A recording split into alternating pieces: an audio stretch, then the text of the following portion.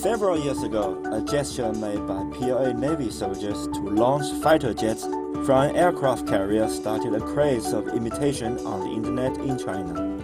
The craze began on September the 25th, 2012, when Liaoning was commissioned into the Chinese Navy and became the country's first ever aircraft carrier. Recently, several new photos showing Liaoning in training once again attracted the public's attention.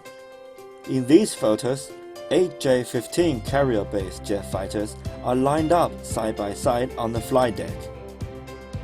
British Jane's Defense Weekly commented that China's first aircraft carrier is now combat ready. However, China's achievements in aircraft carrier development go beyond just this. On December the 31st, 2015, the Chinese Ministry of National Defense, or the MOD, announced that China was building its first homemade aircraft carrier. And on October the 27th of this year, the MOD said that the vessel's main hull had been completed.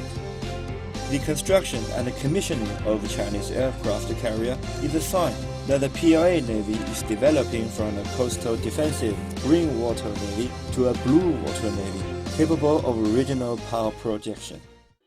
Other vessels to enter into China's carrier battle groups were also put into the limelight.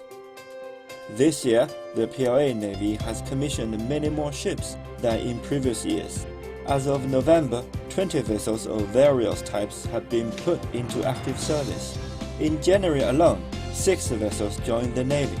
The public described the grand scene as cooking dumplings. Of all the ships newly commissioned this year, there are 6 missile frigates, 1 missile destroyer, and 3 supply ships. Among them is Yingchuan, a Type 052D new generation guided missile destroyer. It's the 4th vessel of its kind to enter service. In April, the Pentagon's Office of Naval Intelligence released a report stating that the Type 052D embodies the trend towards a more flexible force with advanced air defenses and long-range strike capability. The report also said that the entire Type 052 series is considered to be of a modern and capable design that is comparable in many respects to the most modern Western warships. Also, the newly commissioned Gaoyu Lake is the PLA Navy's most advanced supply ship with a full load displacement of more than 20,000 tons. Today, the PLA Navy is becoming a blue water force that guards China's maritime security and national interests. It's also a Chinese power that helps preserve world peace and stability. Since 2008, Chinese Navy fleets began doing routine escort missions in the Gulf of Aden and the waters of Somalia. They protected Chinese merchant ships as well as those from other countries.